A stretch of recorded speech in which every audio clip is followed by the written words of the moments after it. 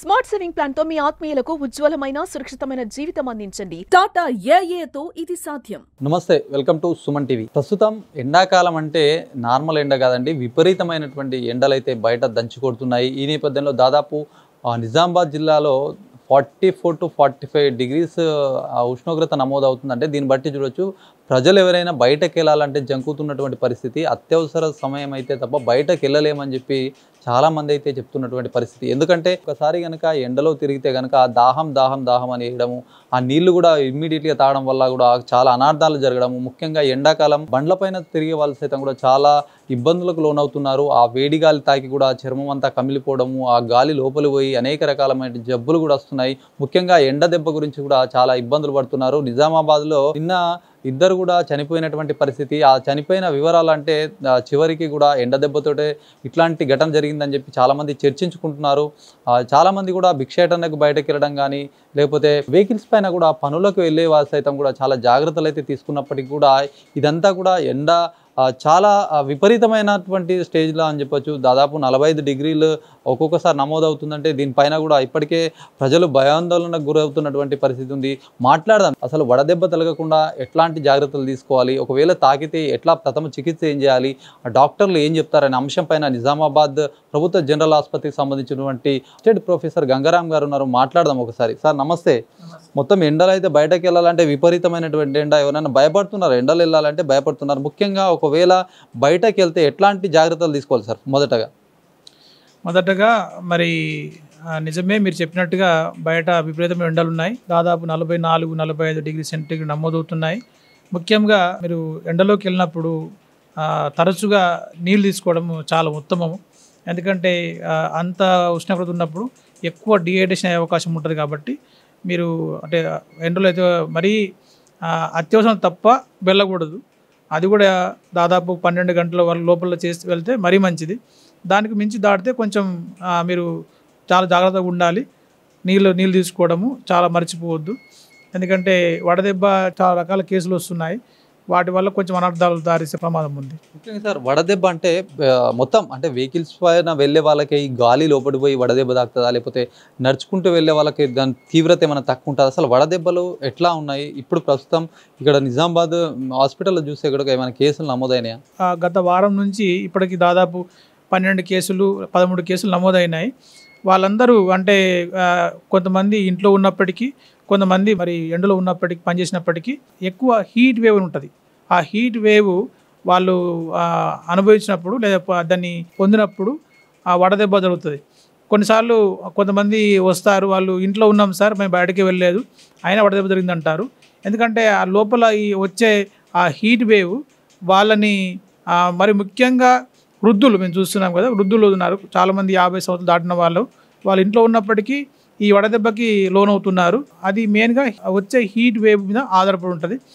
చాలా మట్టి అంటే మీరు అన్నట్టుగా బయట తిరిగినప్పుడు కొంచెం ఎక్కువ అయ్యే అవకాశం ఉంటుంది. కానీ కొన్నిసార్లు ఇంట్లో ఉన్నా కూడా ఆ హీట్ వేవ్ వచ్చి కొట్టినప్పుడు మళ్ళీ ఆ వడదెబ్బకు లోనే అవకాశం కూడా ఉంటుంది. ముఖ్యంగా అసలు వడదెబ్బ అనగానే చాలామంది కూడా మీరు అన్నట్టు బయటకు వెళ్ళిన వాళ్ళు కాకుండా ఇంట్లోనే అంటున్నారు. అసలు దీనికి లక్షణాలు ఎలా ఉంటాయి? ఇది వడదెబ్బనే అని చెప్పేసి తెలుసుకోవడానికి అసలు లక్షణాలు ఏంటి? మొదటగా ఎక్కువ మట్టుకు వాళ్ళకి తలనొప్పి, తల తిరగడము, వాంతి వచ్చినట్టు అనిపించడము, మోషన్స్ అవ్వడము, ఇంకా ఇవి ఎక్కువసార్లు మోషన్స్ ఎక్కువసార్లు వాంతులైనప్పుడు లోపల ఉన్న కొన్ని పొటాషియము, సోడియం అవి తగ్గిపోయి వాళ్ళ యొక్క కాన్షియస్నెస్ అంటే స్పృహ అంటే అరవడము, అంటే వాళ్ళకి ఎజిటేషన్స్ అంటారనమాట. ఎజిటేషన్స్ అంటే కొంచెం డెలీరియము అని కొన్ని అంటారు. అంటే వాళ్ళ మానసిక స్థితి కొంచెం మారే అవకాశం ఉంటుంది. కొన్నిసార్లు మాట సరిగా రాకపోవడము, మరీ ఎక్కువ అయితే ఫిట్స్ కూడా వస్తాయి. వీటితో పాటు ఎక్కువ అంటే బాడీ టెంపరేచర్ చాలా హీట్ అయిపోతుంటాయి. 104 degrees Fahrenheit అట్లా ఉంటుంది. ఇవి కామన్గా మేము చూస్తున్న లక్షణాలు. ఈ టైంలో మనము వైద్యం సంప్రదించకపోతే చాలా ప్రమాదం జరిగే అవకాశం ఉంటుంది. ఒకవేళ ఇంట్లో ఉన్న వాళ్ళకి ఇట్లాంటి సిచ్యువేషన్ ఎదురైతే ఇంట్లో ప్రథమ చికిత్స ఏమైనా చేస్తారా? ఇక్కడికి వచ్చిన తర్వాత వాళ్ళని ఎట్లా ట్రీట్ చేస్తారు? ఇంట్లో ప్రథమ చికిత్స అంటే ఒకవేళ మనము ఆసుపత్రి అందుబాటులో లేనప్పుడు మెయిన్గా మేము ఇంతకుముందు చెప్పినట్టుగా తరచుగా వాటర్ లేదంటే మజ్జిగ, ఒకవేళ కొబ్బరి నీళ్ళు అందుబాటులో ఉంటే తాపిస్తే మరీ మంచిది. ఇంకా వీలైనంత మట్టుకు మరి చాలామంది ఇంట్లో ఈ పారాసెటమాల్ ఉంటుంది, అది వేయొచ్చు. దాంతోపాటు మనం ఒక తడిగుడ్డ అంటే ఒక మంచి బట్ట తీసుకొని దాన్ని వాటర్లో ముంచి వీళ్ళంత మట్టుకు మరి ఒళ్ళంతా చల్లగా చేయడము. తర్వాత మెయిన్గా ఆ ఒంటి మీద ఎక్కువ బట్టలు ఉన్నాయనుకోండి, మా సిల్క్ అటువంటి బట్టలు ఉన్నప్పుడు తీసేసి ఫ్యాన్ కింద పెట్టడము, అంటే పేషెంట్ను కూర్చోబెట్టడము, తొందరగా మరి కూలింగ్ చేస్తే వాళ్ళు కొంచెం కోలుకుంటారు ఇంట్లో ఉన్నప్పుడు. ఒకవేళ ఇంకా పేషెంట్ కోలుకోకుండా ఇంకా వాంతులు అవుతున్నాయి, మోషన్స్ అవుతున్నాయి, వాళ్ళ మతి యొక్క మరి స్థిమితం అంటే కొంచెం మారుతుంది, ఆ మానసిక అప్పుడు వెంటనే ఇమీడియట్గా హాస్పిటల్ తీసుకొస్తే మరి మేము చూసి మరి వైద్యం అందిస్తాం. అంటే ఎట్లా ఇప్పుడు మొత్తం వడదెబ్బ చాలా మందికి అయితే తాకుతుంది. ఇప్పుడు ఇంట్లో ఉన్న వాళ్ళ పరిస్థితి కానీ బయటకు వస్తే ఎట్లా అని చెప్పినటువంటి పరిస్థితి. అంటే ఇప్పుడు తాకకుండా ఉండాలి, ఇది ఎండాకాలం నుంచి చాలా రక్షణ పొందాలి అంటే మీరు ఏం చెప్తారు వాళ్ళకి సజెస్ట్? ఒకటి ఏంటంటే మనము ముఖ్యంగా చిన్నపిల్లలు లేదా వృద్ధులు వాళ్ళు వీలైనంత జాగ్రత్తగా ఉండాలి. ఎందుకంటే ఎక్కువ వాళ్ళే ఎండ దెబ్బకి లేదా వడదెబ్బకి సోకే ప్రమాదం వాళ్ళకి ఎక్కువ ఉంటుంది. ఎందుకంటే వాళ్ళలో ఇమ్యూనిటీ పవర్ తక్కువ ఉంటుంది కాబట్టి వాళ్ళు ఎక్కువ జాగ్రత్తగా ఉండాలి. గర్భిణీ స్త్రీలు, వృద్ధులు, చిన్నపిల్లలు ఈ ముగ్గురు ఎక్కువ వడదెబ్బకు లోనే అవకాశం ఉంటుంది. ఇక రెండవది వీలైనంత మట్టుకు ఇంట్లో ఉన్నప్పటికీ బాగా, ఎందుకంటే ఈ డిహైడ్రేషన్ ఎక్కువ ఉంటుంది కాబట్టి తరచుగా వాటర్ తాగడము, ఎక్కువ నీళ్ళు మజ్జిగ, మనము ఇంకా ఊళ్ళల్లో కొంతమంది అంబలు అంటారు కదా, రాగి జావా, ఇవి మంచివే. అవి మన బాడీ టెంపరేచర్ తగ్గించే అవకాశం ఉంటుంది. ఇవి రెండు. మూడోది ఏంటంటే మనము వేసుకునే దుస్తులు కూడా కొన్నిసార్లు మనకు మేలు చేస్తాయి.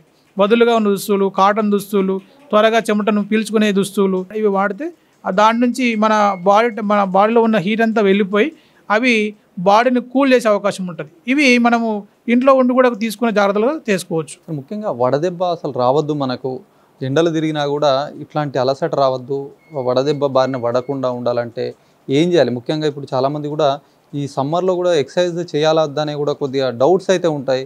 ఎందుకంటే చలికాలం కాబట్టి చలి ఎక్కువ ఉంటుంది కాబట్టి అది స్వెట్ ఆటోమేటిక్గా రావడానికి చాలా టైం తీసుకుంటుంది.